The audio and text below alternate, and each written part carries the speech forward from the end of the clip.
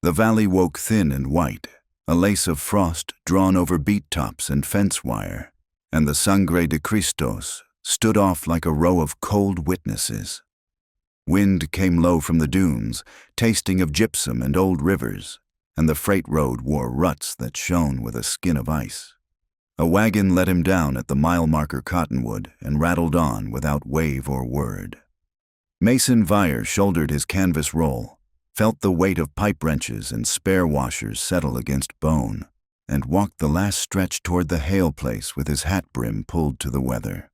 He saw the pump tower before he saw the kitchen, a laddered silhouette, a mill of tin feathers, and below it a trough turned to glass where cattle would come at dusk and stare at their own breath. He had been places where the sky pressed closer, but not many where aimlessness felt so wide. He stopped when the wind slipped a memory down his collar, that thin tremor behind the heart he had learned to ignore. He breathed once, twice, the way he did before a bolt that might shear or a joint that might crack, and reached into his coat pocket for the thing he always reached for. The brass compass lay warm from his body, lid sprung open, its face a pale coin with 4 letters that meant the same thing no matter where you stood, and in the center a vacant pin where a needle should have been. He had ground the stub smooth years ago. Habit had outlived function. He closed it and listened to the click. She ran the kitchen with the kind of quiet that kept men from raising their voices, the kind of quiet that sat where a wedding ring might have shone. Lynette Hale slid pans along the iron.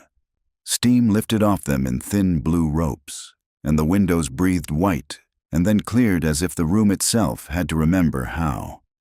She watched through the pane the way a storm is watched, measuring distance, measuring cost. On the shelf beside the till lay a folded paper where she tracked flour, salt, and the coins of teamsters who swore they would settle up on the back hall and often did not. She had learned the sound of honest boots on her boards and the sound of men who called a woman's gentleness a favor owed. Her sleeves were rolled. Her hands were not soft. He took the back step to knock, and the door admitted him into a world of heat and lard and coffee so black it looked like the pan was swallowing light. Conversation thinned and then resumed at the long table. He tipped his hat and asked for a plate and a small cup, and Lynette set them down with a nod that could have been to any man. He ate without hurry, fork scraping once along tin. When he counted his coins, nickels like moons, copper like cooled blood, one slid to the edge and wobbled. He palmed it in time and then, without thinking, set his brass compass flat on the counter to weight the torn receipt beneath his thumb. She noticed the compass because it did not point. Her glance touched the empty center the way a fingertip touches a scar. He did not explain it, and she did not ask. The whole room had that truce between strangers, the talk of drought and beets, the county notice about early freeze, the freight man who said the pass would hold if the Lord meant it. Mason drank his coffee and let the burn go down to his stomach where fear sometimes lived. He asked about the pump, and she told him the windmill turned, but the leather cups had been whining when the nights went hard, and the trough had taken to skinning over before dawn. He said he could see to it for an honest rate, and she said honest things did not need adjectives. Work is work, he said. Work is winter, she answered. Outside, the wind tipped the vanes and the tower creaked its old hymn. He walked the yard with his roll under one arm, checked the tower bolts, the rod play, the wellhead packing. The ditch ran lean, a thread of clear water over silt, furred with green like the hide of a drowned thing. He measured with his eye the fall from headgate to trough, listened for the hollow knock that tells of air entering where water should be, and he found it near the elbow where some boy with a hammer had once done what he could and left his signature in bent nails. He knelt, glove off, bare palm against iron, feeling the temperature through and through as if it could tell him the story. He told himself it could be simple. It rarely was. Toward noon he came back to the kitchen for bread and a refill. Some of the men had gone. The remaining were the kind who lingered over crumbs, waiting for news to happen close enough that they could say they'd seen it. Lynette was wiping the counter with a circle that never widened.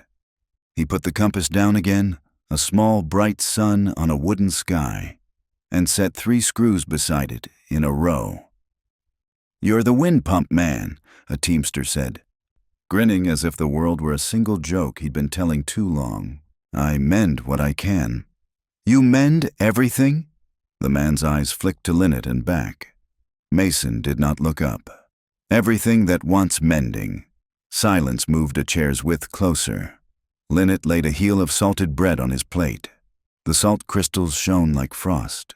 She had that look of a person who had long ago decided not to be grateful for small mercies, because gratitude would be mistaken for permission. He chewed and swallowed and let hunger climb down from its post. He wanted to say he'd be done by dusk if the bolts held and the cups would take a punch. He wanted to say he would be gone before talk turned his staying into a kind of trespass. Instead, he finished his coffee. He closed the compass and pocketed it. He returned to the yard, and the sky had gone the color of old tin, and a hawk held over the road like a nail driven into the weather.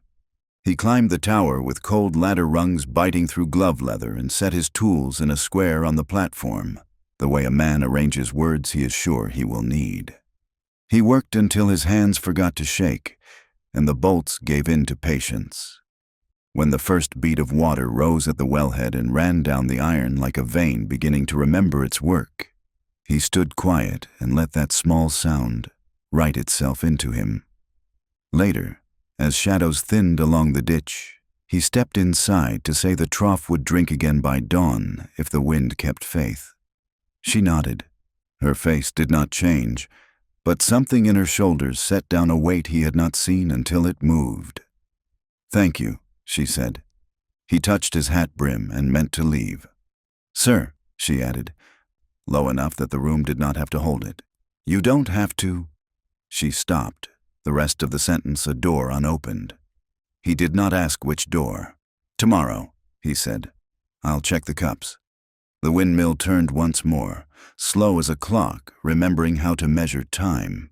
In his palm, the brass was a small star he carried from place to place by habit alone, and the day, without declaring it, pointed them both toward weather they did not yet know.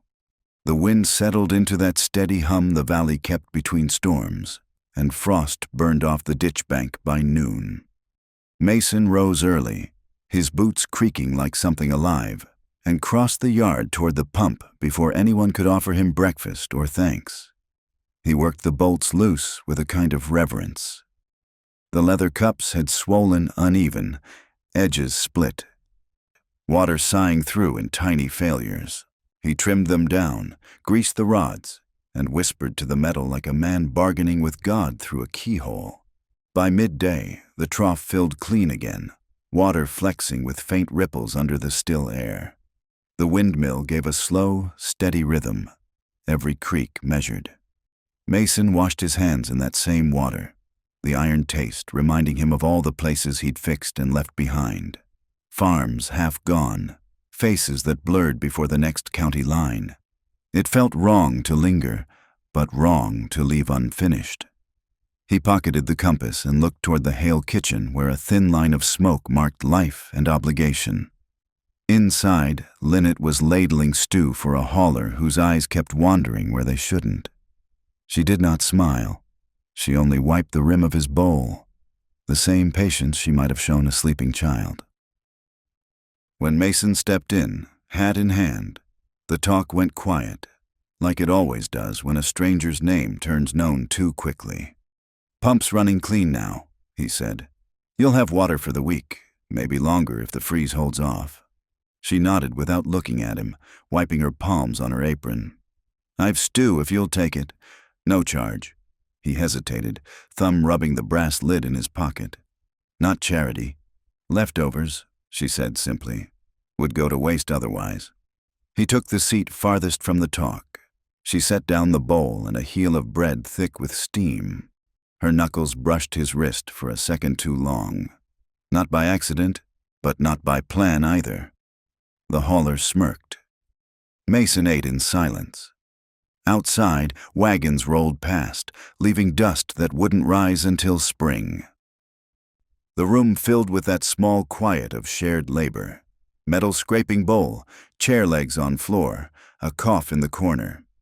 Mason finished and stood, fishing in his coat for coins. When he set them down, one rolled toward her ledger and stopped against the folded paper that kept her accounts from flying away. "I'll be gone tomorrow," he said. "Where to?" "Wherever there's a pump left standing." Lynette wiped the counter again, though it was already clean. "The well'll freeze again before the month's out. Men from town won't come once the passes close. I'll come if you send for me." She looked up then, first time full in the light. Her eyes were gray like river clay, colorless until you stared long enough to see the deep green hiding under. Men say things easy when they don't expect to stay. "I don't expect to," he said, and meant it. That earned a half smile, small but alive. "Then you're honest." The door banged open, wind dragging the smell of iron and cold inside. 2 ranch hands from the freight company stepped in, stamping boots, loud with the kind of laughter that wants to fill a room already full of quiet. One of them looked Lynette over and said, "You feedin' drifters now, Miss Hale. Might spoil the rest of us." Lynette's hand paused on the counter.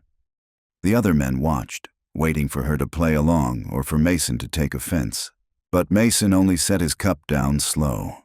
"Reckon a man who eats alone don't take food from anyone," he said, voice flat as dust. "He just borrows warmth a while." That quiet returned again, sharper this time. The haulers went back to their stew with the posture of men pretending they hadn't lost something they never owned. Lynette moved between tables, her back straight, her steps careful. Mason saw how she guarded her silence. Not fear, but discipline. When the crowd thinned, she came to where he sat. "You shouldn't mind them," she said. "They talk to keep from hearing themselves." "I'm used to noise," he said. "Not to kindness." Her hands stilled. That's a sad thing to get used to. He could have told her that kindness, in his life, usually arrived as a farewell. But he didn't. He gathered his gloves and tools, and when he turned to go, she called after him, "You left this." He turned. She held the brass compass, its lid half open, the emptiness inside catching lamplight. "Doesn't point nowhere," she said, studying it. "Maybe it does," he answered. "Just not where I can follow." She laid it gently on the counter, the way one returns something fragile. "Then maybe it's waiting for you to stop." He nodded, took it, and stepped into the dusk. The windmill turned slow against a pale sky, groaning like something old that still believed in purpose. From the porch he heard her shut the door softly, not to keep him out, but to hold the warmth in. He told himself it was the last time he'd eat there. But before sleep found him in the shed behind the water tower, he heard the wind turn again, steady and sure, and for once, he didn't move to measure its direction. The next morning dawned colorless, the sun nothing but a pale disk behind thin snow. Mason rose before it, brushing frost from his bedroll and shaking life back into his fingers. The water pump still groaned when the wind changed, and he didn't like that kind of half-mended thing. So he stayed, told himself he'd only make sure it would hold through the freeze. Told himself that twice. By noon he was up on the tower again. Leather stretched tight, nails tapping in rhythm. Lynette's smoke rose straight from the kitchen chimney, thin and constant, a line between earth and sky. He could smell the bread baking when the wind came right. It was the smell of staying, and he hadn't stayed anywhere in 4 winters. When he came down for a drink, she was outside beating dust from rugs, her cheeks raw from the cold. She nodded toward the trough. "Run smoother now. It'll last," he said, "so long as the wind does. I'll make you coffee." He wanted to refuse. Some part of him always did. But the word "all right" slipped out before he could stop it. Inside, the room was warm enough to sting his eyes. She poured coffee and pushed a tin plate toward him with half a biscuit. There was no need for talk, but talk came anyway, shy and small as dust motes in light. "Where'd you learn pumps?" she asked. Nowhere particular. Then you taught yourself? He shrugged. Men who don't belong anywhere learn to fix things that do. She looked at him then, longer than before. You speak like someone who's been moving too long. He gave a faint smile. And you, like someone who's stopped too soon. She blinked, not hurt, only thoughtful. Maybe, but stopping's how you keep what's left of you. He didn't argue. The stove crackled, and he caught the faint creak of her boots as she moved about the room. Slow, methodical, like every motion had been thought over a dozen times before. He saw the small things that gave her away. The chipped bowl she always used for sugar, the hairpin near the ledger, the way her hands rested on the table when she didn't know where to set them. When he left, she pressed a small jar into his palm. Grease, she said, for your hands. Winter eats at them. He nodded, thanked her, but she'd already turned away, pretending to stir the stew. That night the wind rose sharp again. Through the cracks of the shed wall, he could see the faint glow from her window, a square of yellow steady against the dark. He stared at it longer than he meant to. Then he took out the compass, opened its lid, and held it toward that glow. The brass face caught the light faintly. For a heartbeat, he imagined something inside it moved, some ghost of direction, some pulse of home. He slept with it in his palm. Morning brought gossip with the wagons. He heard it before he stepped inside for coffee. Talk of a widow who fed a drifter who lingered where work was done. He watched the men laugh into their mugs, the sound brittle as thin ice. Lynette ignored them. Her lips pressed white, hands busy, face unreadable.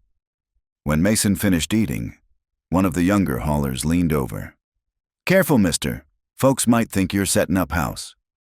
Mason didn't look at him. Folks think too much about what ain't their business. The boy snorted, but he didn't answer. When the others cleared out, Lynette stood over the counter, shoulders tight. She didn't meet his eyes. They'll tire of talking soon enough, she said softly. I can go, Mason offered. No shame in leaving quiet. Her eyes flicked up. Is that what you call it? Leaving quiet? He hesitated. It's what I know. She leaned a hip against the counter. Then maybe learn something else. The wind rumbled along the eaves. She handed him another loaf of bread, still warm, and a length of twine to tie his gear. The gesture was simple, but it stayed in him longer than any meal. He worked through the day repairing the barn hinges and cutting brush from the ditch, fixing things she hadn't asked to be fixed. When dusk fell, he saw her at the window watching him, the lamplight framing her hair in soft gold. For a long moment, neither of them moved. Then she reached out, maybe to close the curtain, maybe not, and the lamp went out. The night settled in full, and Mason stood there a while longer, the compass heavy in his pocket. He told himself he was just making sure the wind held steady for the pump. But he didn't move until the stars were out, and the kitchen smoke was gone from the air. The first snow never truly fell that week.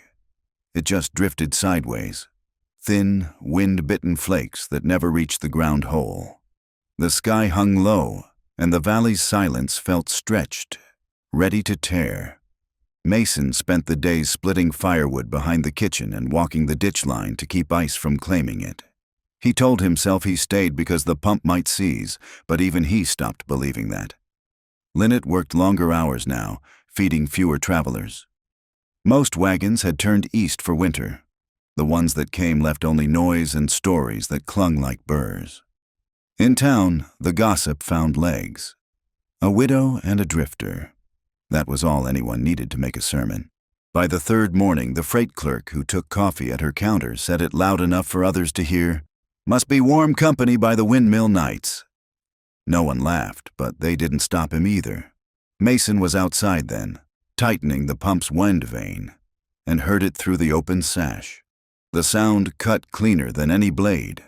When he came in, the room was still except for the crack of the stove.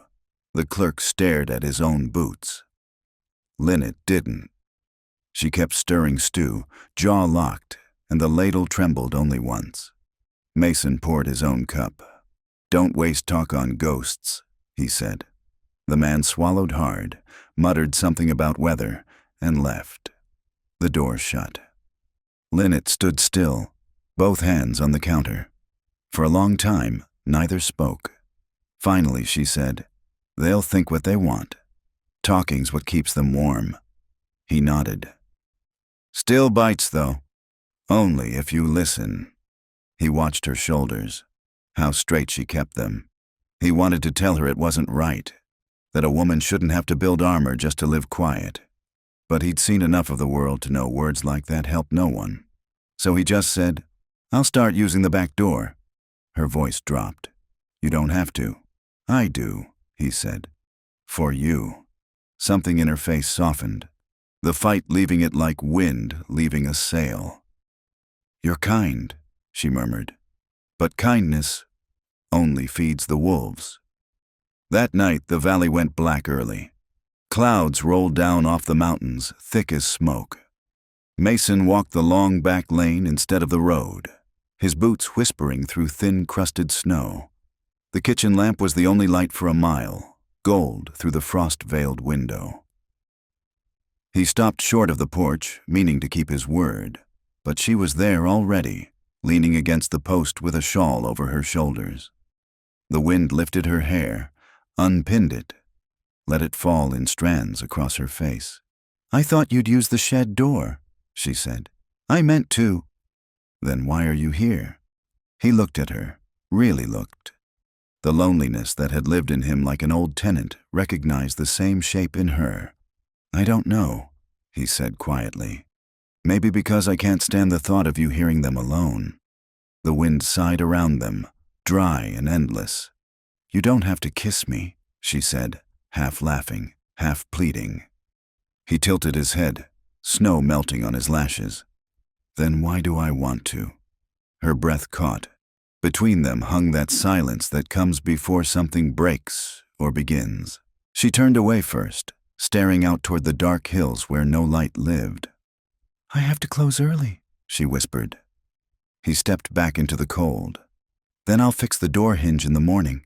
She nodded once, not trusting her voice, and went inside. The door shut. For a long while Mason stood there in the wind. He took out the brass compass, opened it beneath the porch lamp. Snow gathered in its hollow face. No needle, no direction, only the reflection of that warm square of light behind glass. He closed it gently. When he finally walked away, his footprints looked like a man trying to leave and not quite knowing how. The storm came in sideways, as if the mountains themselves had grown tired of holding it back. It started with fine snow that whispered across the windows, and by afternoon, the wind turned mean. The sky collapsed into one flat sheet of gray, no edge between cloud and earth. Mason wrapped his coat tight and watched the trough glaze over in a single breath. The windmill slowed, creaking like something alive that had forgotten its own purpose. He kicked the ice loose from the pump rod and felt it bite through his gloves. Inside, Lynette was sealing the shutters, her apron hem stiff with frost. She'd moved the tables close to the stove, laid quilts over the cracks under the doors. The kitchen was a dim world of flickering lamplight and the hiss of boiling water. "You should take the shed," she said when he came in, snow ghosting off his shoulders. "The roof there will hold better than that tent of yours. I've slept in worse. Maybe, but not tonight." He looked at her, the way the lamplight brushed her cheekbones, the way her eyes carried both command and fear. He nodded once. "I'll stay in the corner, near the stove." She didn't argue, only filled a bowl, slid it toward him. "Eat before it cools. After that, we'll check the trough again. If it freezes solid, the cattle will die before dawn." The way she said we struck him quiet. They stepped out together into the wind's white noise. The storm had no direction. Snow came from all sides, cutting the world to arm's length. They reached the pump by lantern light.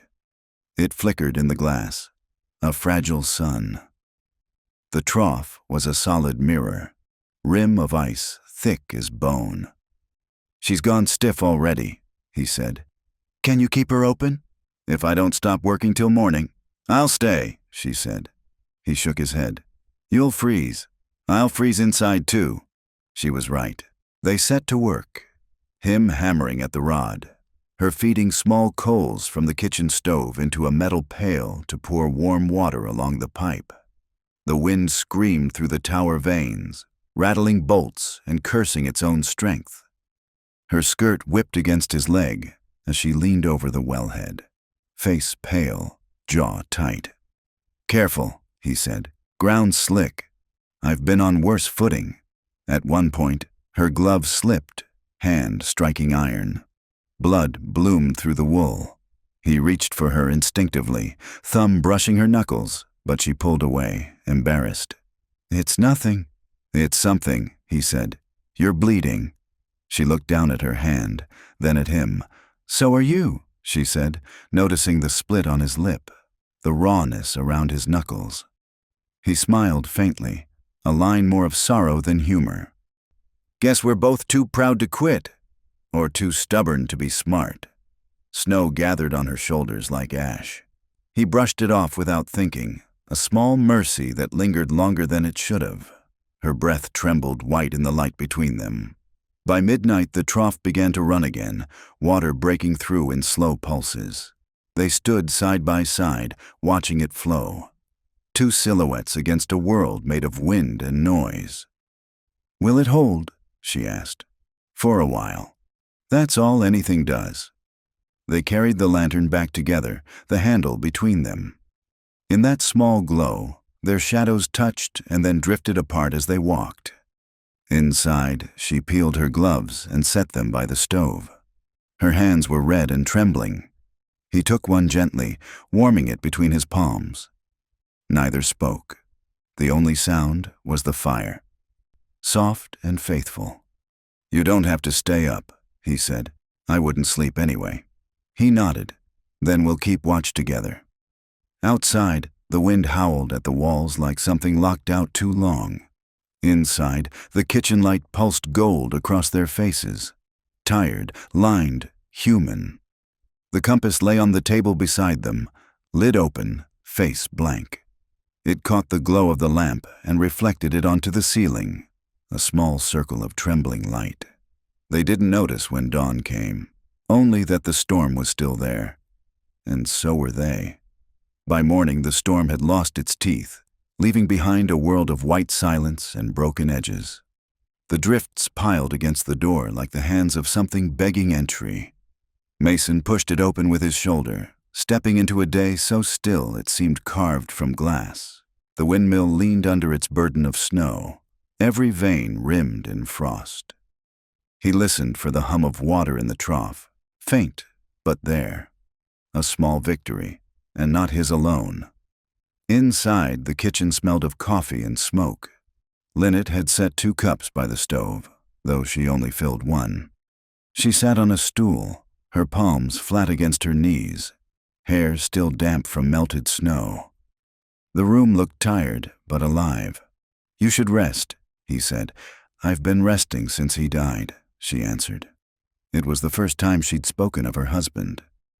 Mason poured himself coffee, slow and careful, giving her space to fill the silence if she chose. She did. "This kitchen wasn't mine to start," she said. "It was his dream. He wanted to feed travelers, make a name worth something in this valley.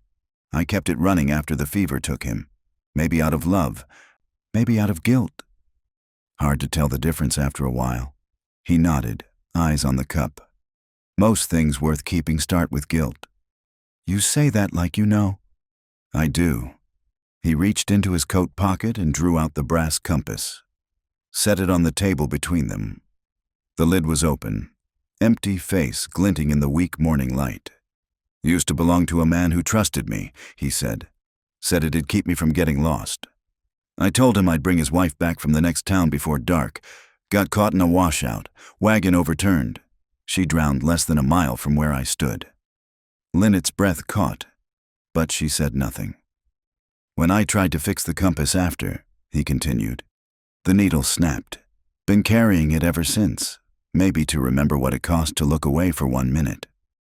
For a long time, only the stove spoke, the soft crackle of sap burning out of green wood. "You couldn't have known," she said finally. "Doesn't change what happened." "No," she agreed, "but you still mend things." He smiled, slow and without joy. "Maybe that's the punishment, fixing the world one bolt at a time and never your own hands." She stood, crossed to the window, and stared out at the field. "You're not the only one who carries ghosts, Mason Vire. The town looks at me like I failed him twice. Once, when he died, and again every day I kept breathing." Her voice cracked on the last word, small and sharp as breaking ice. He rose, meaning to say something, but stopped himself. "There are wounds you don't touch, not with words." Instead, he took her cracked mug, refilled it, and set it by her side. The steam curled upward, a ribbon of warmth between them.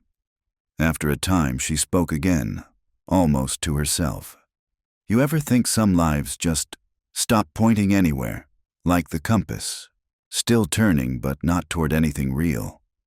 He looked down at the brass face gleaming dull and soft. "Then maybe direction ain't what matters. Maybe it's staying when every part of you says run." The words hung there. He didn't mean them as confession, but they sounded like one. Outside, the sky bruised with another storm, lighter but endless.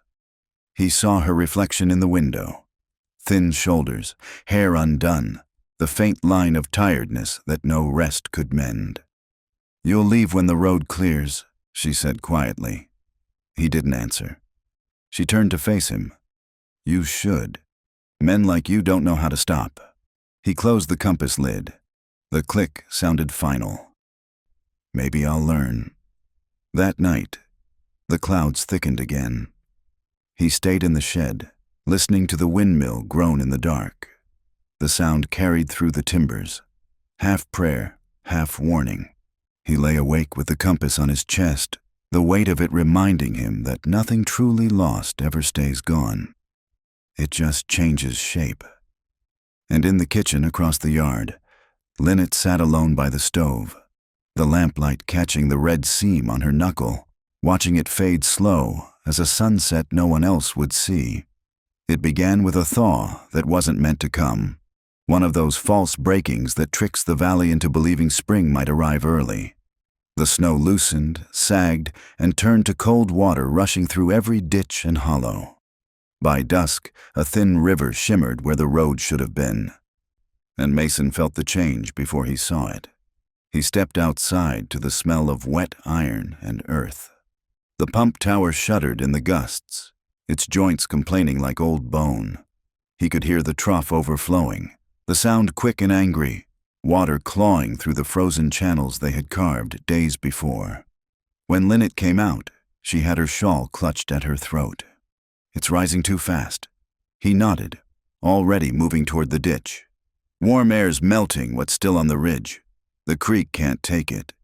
They ran together through slush and muck, lanterns swinging between them. The fields were half drowned. Water rushed through furrows like veins bursting. At the bend where the ditch turned toward the pump, the current tore against the bank, threatening to peel the whole contraption from its bolts. Mason dropped to his knees, gripping the rope tied around the tower leg. "If this goes, the wellhead's gone too. Whole place'll flood." "What can I do?" she asked. He didn't look up. "Bring me whatever rope you've got left. Anything that'll hold." She ran, her skirts heavy with mud, hair flying in the wind, and returned with the bundles from her larder, cords meant for hanging meat, binding sacks. Her hands shook as she passed them down. "This is all I have. It'll have to be enough." He worked blind through the freezing water, tying knots by feel, fighting the pull. Every so often a gust came off the ridge and drove sleet sideways into his face. The lantern flickered, threatening to die, and she shielded it with her body, back to the wind. "Don't let it go out," he shouted. "I won't," she said through her teeth. "I won't let anything go out." The rope snapped once, a sound sharp as gunfire, and for a heartbeat, Mason thought the tower would fall. He lunged, drove his arm into the icy current, and caught the end before it vanished. Pain ran up to his shoulder like lightning. "Mason!" she cried. "Hold the light steady." He pulled himself upright, soaked through, face pale under the sleet. "Need something to anchor it." She looked around wildly. Nothing but mud, snow, and stones. Then she saw the brass compass lying half out of his pocket, glinting under the lantern. Without asking, she snatched it up and pressed it into his hand. "Use it," she said. He stared at her. "It's just a trinket." "It's metal," she said fiercely. "It'll hold." He jammed the compass into the mud, looped the rope around it twice, and pulled. The brass sank halfway but didn't slip. The line went taut. The tower groaned, steadied, and the water began to slow as the overflow found another path. They stood there, panting, watching the flood break around them. The lantern light wavered across their faces, hers streaked with dirt and tears, his raw with cold. Around them the land hissed and settled, the worst of it passing on toward the lowlands. After a long silence, she spoke. "That compass of yours found a purpose after all." He looked down at the rope wound tight around the brass. Or maybe it finally stopped running. Her hands were trembling, blue at the fingertips. He wrapped his coat around her shoulders before she could refuse. The gesture was small, wordless. She leaned into it for a moment, just enough to breathe his warmth, just enough to remember what it felt like to be held without demand. Back in the kitchen, they stripped off soaked gloves and hung them by the stove. Water dripped from their hair onto the boards. She turned toward him, face pale but steady. "You saved it. The pump, the place." He shook his head. "We did." She smiled, faint and crooked. "You should rest. I will when you do." Outside, the wind slowed to a low hum. Through the window, they could see the tower standing against the pale dawn, ropes gleaming wet like veins of gold in the lantern light. The compass glimmered faintly at its base, a small circle of brass holding a whole world together. Neither of them spoke again that night, but when she passed behind him to bank the stove, her hand brushed his shoulder, and neither moved away. The thaw did not last. By morning, the air turned hard again, all shine gone from the snow. The flood water receded, but left ruin behind, mud frozen into strange shapes, frost glittering on broken stalks. The pump stood upright still, lashed tight to the brass compass glinting half buried in the ice. It looked like the valley's heart pinned down by faith alone. Mason woke before light. His shoulders ached from the night's work, every joint stiff as rust. He stepped outside and found Lynette already there, coat over her nightdress, staring at the windmill. Steam curled from her breath. "It's still standing," he said. "So are we," she replied. Inside, the kitchen was dim. The storm had eaten most of her wood supply. The fire burned small. He saw the ledger open on the table, numbers scarce, pages thin, flour low. Beans almost gone. She closed it quietly, as though sealing away a secret. "You'll need to buy more," he said. "With what money?" He hesitated. "I've got a bit saved. I won't take it. It's not charity." "That's what makes it worse," she said. "You'd be doing it out of kindness." He looked down at his hands, the cracks along the knuckles, the way his skin looked older than his years. "Let me at least get you through the month." "No."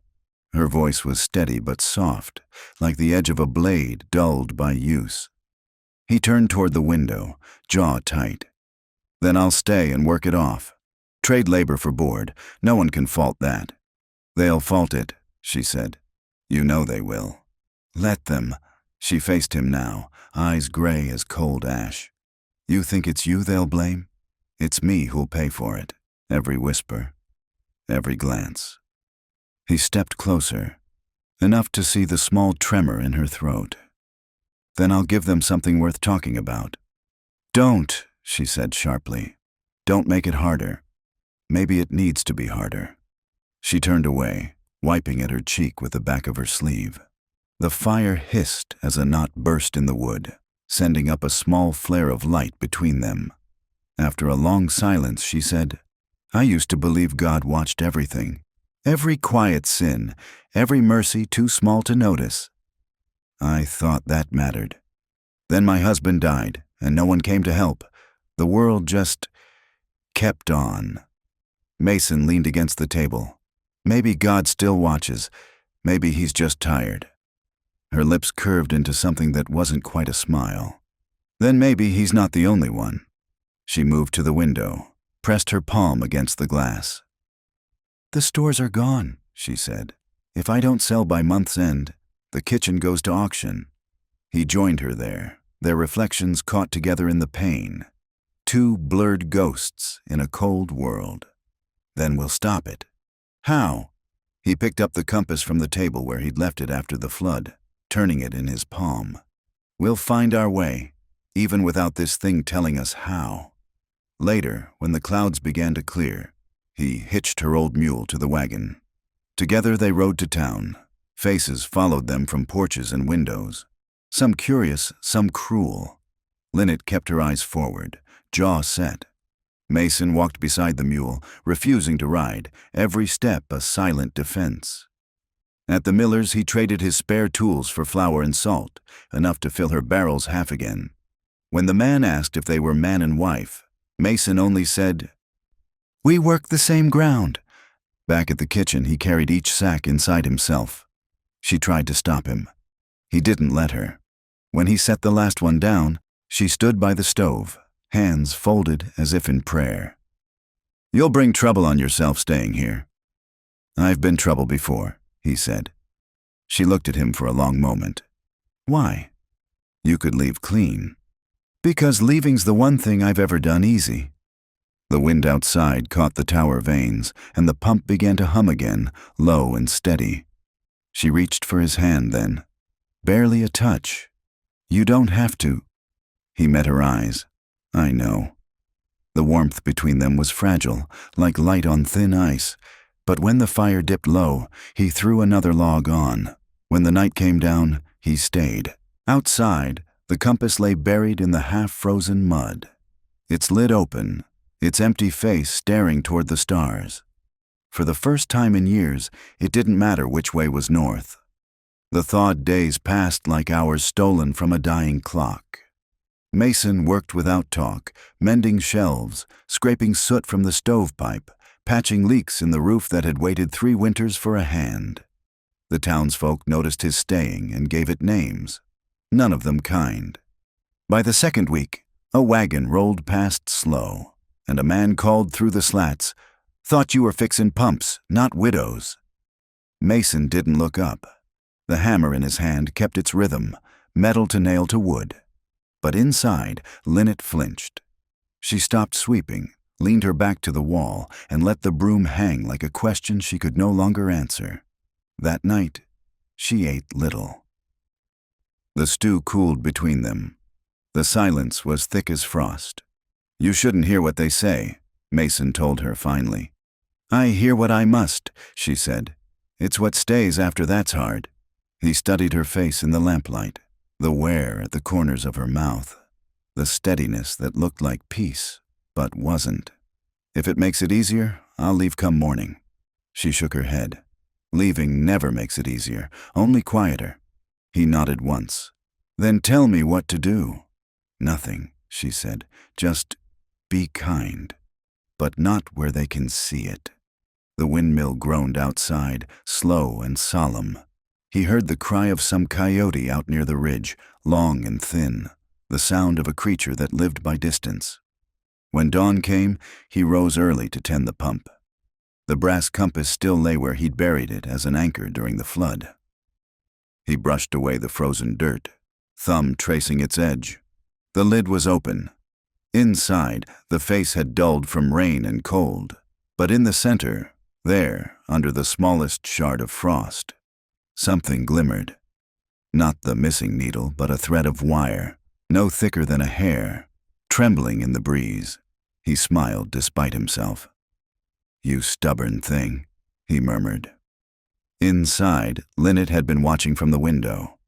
She saw the way he knelt by that small circle of metal, saw the quiet smile she hadn't earned but somehow needed, and she knew, right then, what must come next.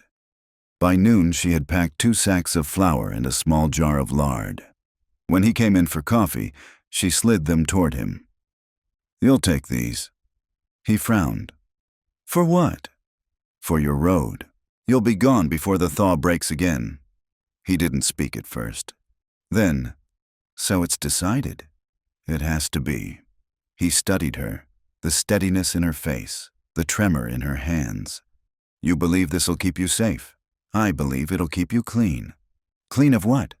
"Of me," she said. The words hit harder than any curse. He reached for the compass on the counter, the one she'd brought back in the night to dry by the stove. It still smelled faintly of earth. He set it in her palm. "Then you keep it," he said. "You'll need to know which way's forward." She tried to give it back. "It's yours." "It was," he said. "Not anymore." The moment stretched, full of everything they hadn't said. The long nights by the fire, the windmill creaking like prayer. The way silence had begun to mean something between them. Finally, she whispered, "Will you come back when the thaw's done?" He shook his head. "If I did, it'd start again, and you'd have to break it again." She turned away before he saw her tears. Outside, the air had turned soft again, that same false spring. He loaded his tools into the wagon, each sound small and final. Lynette came to the porch, shawl tight, compass glinting at her throat where she'd strung it on a cord. "Goodbye, Mason Vire," she said. He tipped his hat. "Goodbye, Mrs. Hale." Then he walked into the wide, pale morning, his boots sinking slow in the thawing earth. The wind picked up, stirring the tower vanes, and the pump began to turn again. Water spilled fresh into the trough, clear and cold, the sound of something still living. Lynette watched until the wagon was no more than a dark shape against the hills. She touched the compass at her neck, its lid warm from her skin, and found, impossibly, that it pointed now, not north, just home. Morning rose slow, like a curtain lifted on a stage left empty. The sky was colorless at first, a thin wash of pearl and ash, before the sun reached over the ridge and laid a line of gold across the frozen ditch.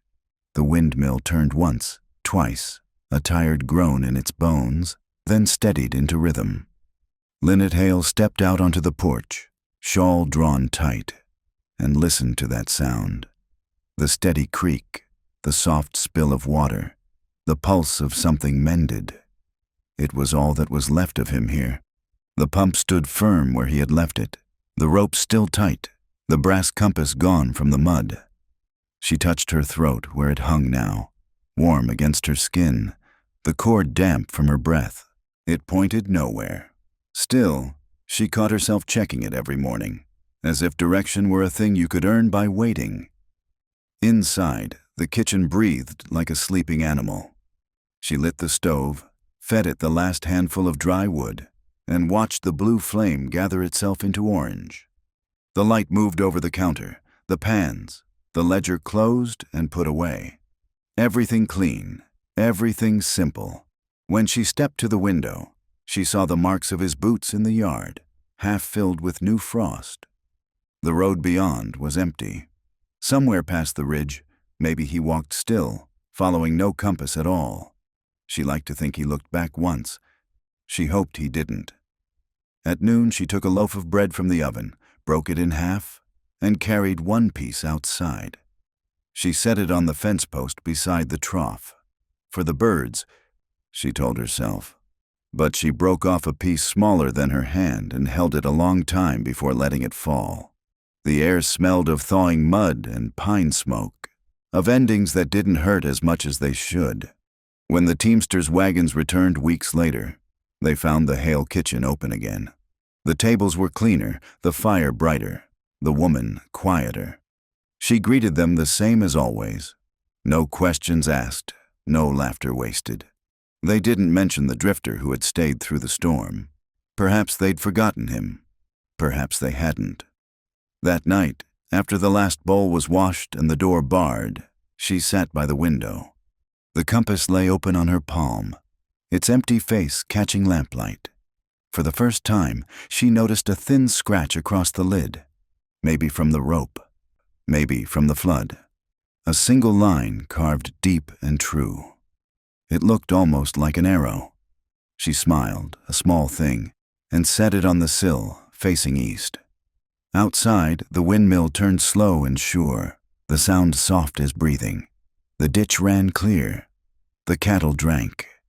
The night came without cruelty. And in that quiet, she understood.